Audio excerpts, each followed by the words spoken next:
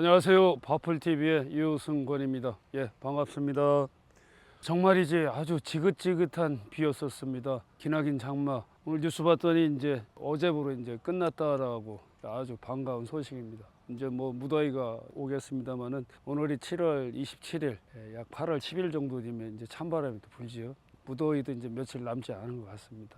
잘들 이겨내시고요. 지금 농사들이 되게 좀 안 좋으실 거예요. 특히 논콩 하신 분들 담수 피해가 2번, 3번씩이나 연속적으로 이 피해를 보신 분들도 되게 많으시고, 그렇습니다.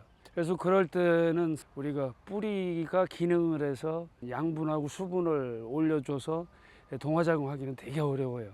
그런 때는 연면 시비를 통해 갖고 입에서 동화작용을 할 수 있게끔, 그러면 입에서는 강합성작용해서 동화산물을 만들어냅니다. 그러면 그 동화산물이 어디 가요? ATP 에너지를 만들고 뿌리, 줄기, 잎을 복구도 시켜주고 재생을 시켜준다라고 이렇게 설명드릴 수가 있겠습니다. 자, 오늘은 벼가 출수 전 16일, 17일 전입니다. 그렇다면 이삭거름은 언제 정확하게 줘야 되느냐라고 이제 주는 시기라든가 주는 양에 대해서 한번 알아보도록 하겠습니다. 정확하게 이삭거름을 언제 줘야 되는가? 여지까지 교육할 적에는 도복이 강한 품종, 또 도복에 또 약한 품종, 도복에 좀 강한 품종들은 출수 한 25일 전쯤에 주라 그래요. 도복에 약한 품종, 즉 삼강이라든가 이제 그런 품종들은 출수 약 한 15일 전쯤에 주라고 그렇게들 많이들 하십니다. 일찍 주면 5절간은 길어집니다. 그 다음에 4절간 길어지고, 그렇게 되면 어떻게 될까요? 도복에 대한 위험성이 좀 있다라고 설명드릴 수가 있고, 그래서 도복에 대해서 조금 이제 약한 품종, 그런 품종들은 출수 약 한 15일 정도 그때 주시는 게 맞고, 그 다음에 비료 양보다는 살짝 줘갖고 단백질 함량도 다운시키는 지혜가 있는 농법을 해야 된다라고 이렇게 설명드릴 수가 있겠습니다. 지난번에 출수 30일 전에 5절간을 뽑아봤더니 짧게 형성이 되는 걸 볼 수가 있고요. 오늘 다시 또 한번 체증을 한번 해보도록 하겠습니다. 자, 보시면 요게 이제 5절간이죠. 예, 5절간. 요게 이제 4절간입니다. 예. 지금 현재 4절간하고 3절간까지 지금 형성이 되어 있습니다. 3절간까지. 5절간, 4절간, 3절간, 3절간, 4절간까지 이렇게 되어 있네요.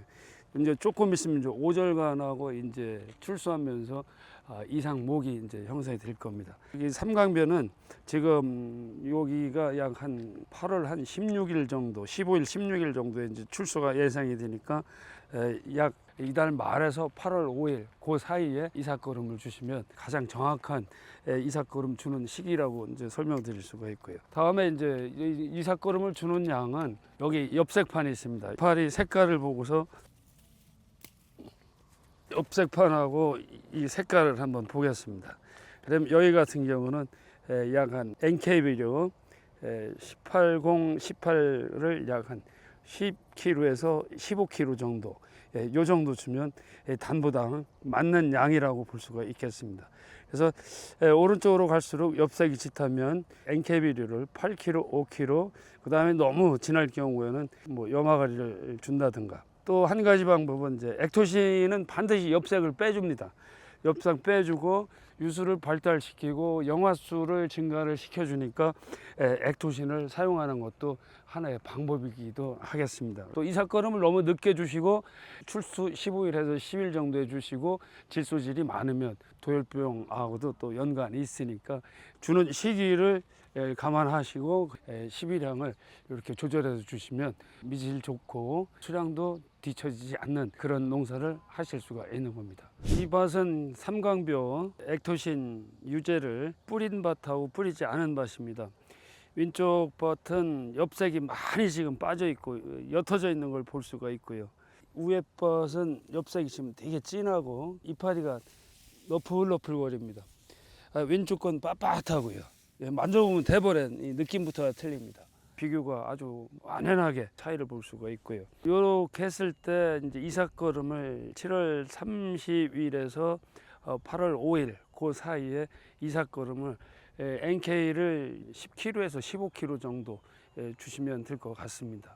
출수 약 15일 전쯤 계산해서 이렇게 주시면 딱 맞을 거로다 봅니다. 그 다음에 이제 출수가 시작이 되면 출수 시 한두 개가 이제 올라오기 시작하면 그때 액토신을 한 번 더 주시는 거예요. 더 주시면 어떻게 되죠? 벼는 잇몸하고 잎집에다가 ATP라는 에너지를 저장해 놓고 있다가 꽃을 크게 만드는데 그 에너지, ATP 에너지를 쓰게끔 돼 있죠. 그러면 씨방이 커지고 암술머리가 건강하고 쑥꽃 가루가 많아져요. 그렇게 하면 그 안에서 개화가 되지 않은 상태에서 꽃가루가 터져 갖고 이 수분을 하게 됩니다.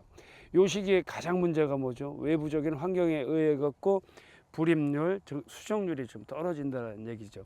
이렇게 했을 때 자가 수분율을 높이고 폐화 수분을 좋게 하시려면 출수 시입니다. 출수 시 한두 개 올라올 때 해주시면 반드시 벼는 ATP라는 에너지를 저장해 놓고 있다가 폐화 수분율을 좀 높여준다라고 설명드릴 수가 있고, 지난번에 이제 지들이 그걸 뿌려줬을 때 벽꽃이 그냥 건강하고 꽃가루가 많으니까 벌이 왱왱하고 꽃가루를 채취하기 위해서 달려드는 것을 보실 수가 있을 거예요.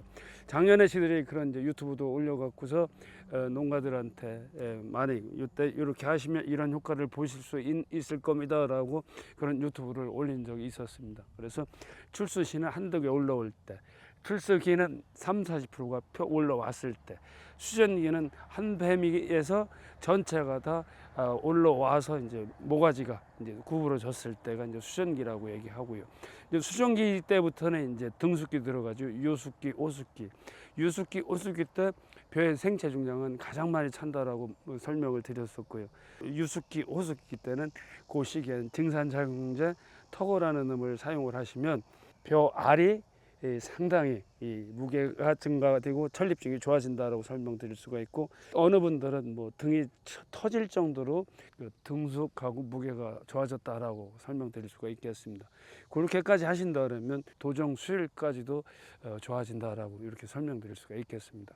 증산작용제 턱어까지 사용하신다 그러면 올해 벼는 정말 아주 풍족하고 만족할 수 있는 그런 벼 농사가 될 거라고 그렇게 믿어 의심치 않습니다. 전국적으로 많이들 이제 따라서 하시는데 생리적인 건 중요합니다만은 자재에 대한 활용 기술, 그것도 되게 중요하다라고 설명드릴 수가 있겠습니다.